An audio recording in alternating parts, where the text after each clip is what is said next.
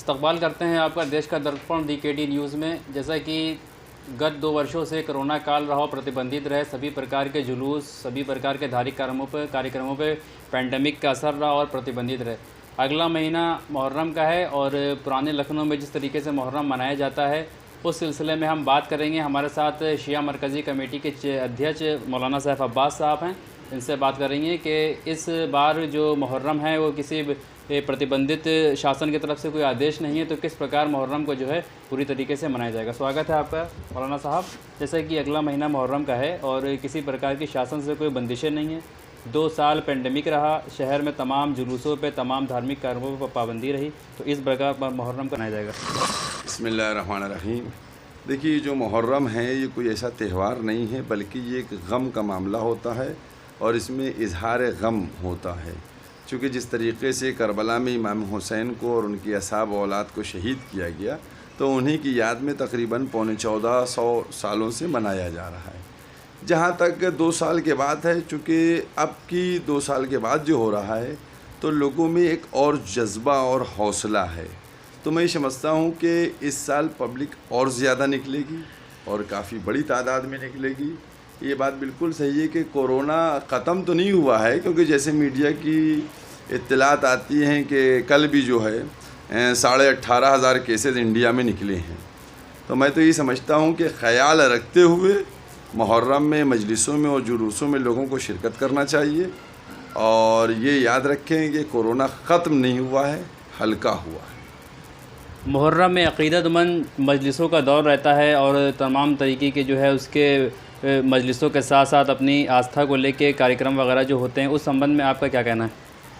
उस संबंध में यही कहना है कि जो हमारे हुकूमत की तरफ से, क्योंकि जो जुलूस हैं उनको जिस तरीके से उनके मार्ग निर्धारित किए गए हैं उन्हीं मार्गों के ऊपर रहना चाहिए, और जिस तरीके से जो सूबे की हुकूमत का ऑर्डर है कि रास्तों के ऊपर, तो उन तमाम चीज़ों का ख्याल रखना चाहिए।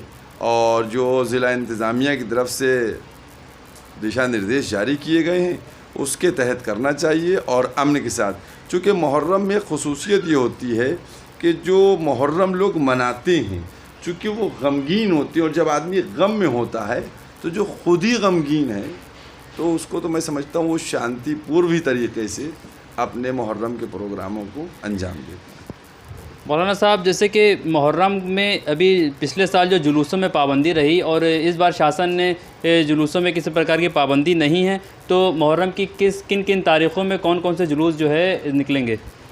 देखिए, यहाँ लखनऊ के अंदर जो है वो पहली मुहर्रम को जुलूस निकलता है, जिस दिन ज़री रखी जाती है, जो छोटे इमाम बाड़े से बड़े इमाम बाड़े है। उसके बाद 7 मुहर्रम को जुलूस निकलता है, जो बड़े इमाम बाड़े से छोटे इमाम बाड़े जाता है। ये सब शाहान बादशाहों के ज़माने के दोनों जुलूस हैं, इसे मेहंदी का जुलूस कहा जाता है। उसके बाद जो है 8 मुहर्रम को जुलूस निकलता है, जो दरिया वाली मस्जिद से उठकर गुफरम आपके इमाम बाड़े जाता है।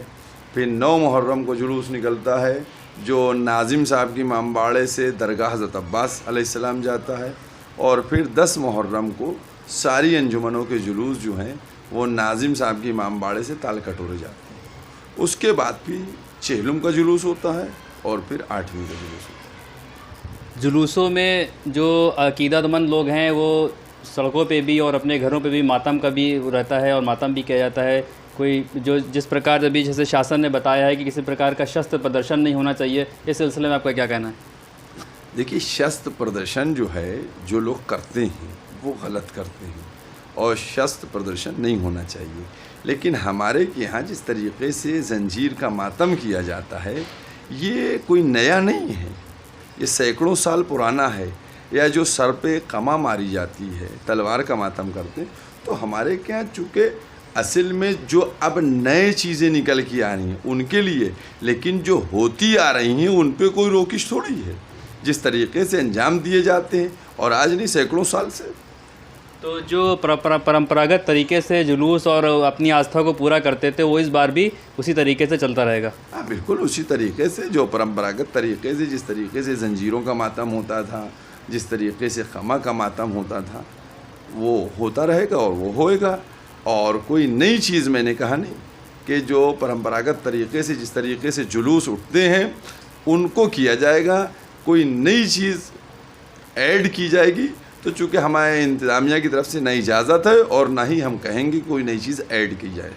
लाउड स्पीकरों को भी लेके शासन ने अपने नए दिशा निर्देश जारी कर दी हैं, उसकी आवाज़ को लेके भी दिशा निर्देश जारी किए गए हैं। इस संबंध में क्या कहना है आपका? देखिए, दिशा निर्देश जो हैं वो तो हर चीज़ के लिए जारी किए गए हैं।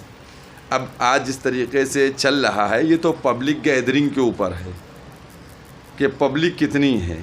चूँकि उसमें बहुत बड़े बड़े मजमे होते हैं तो उन तक तो आवाज़ पहुंचाना है, वरना अफरा तफरी का माहौल हो जाएगा अगर आवाज़ नहीं जाएगी मजलिस सुनने वालों तक।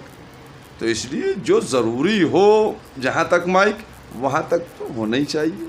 और गवर्नमेंट ख़ुद इस बात को देखेगी कि कितना बड़ा मजमा है, कितने हज़ार का मजमा है।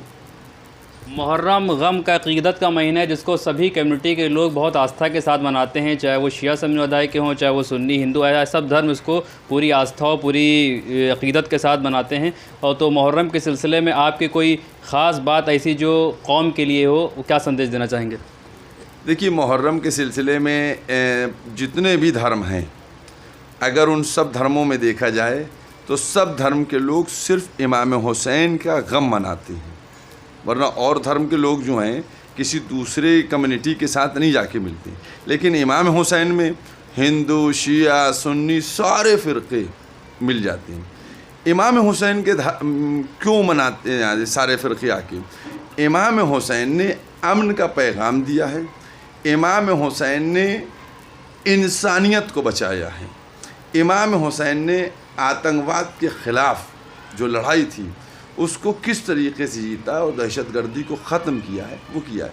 तो मैं ये समझता हूँ कि जो भी जिस कम्युनिटी का है वो अगर इमाम हुसैन का गम मना रहा है तो जो उनकी शिक्षा है उसको भी उसको ले लेना चाहिए कि इंसानियत को बचाने के लिए काम करना चाहिए, आपसी सौहार्द बेहतर बने उसको काम करना चाहिए, और जो दहशतगर्दी है उसको ख़त्म करने की कोशिश करते रहना चाहिए। बहुत बहुत शुक्रिया।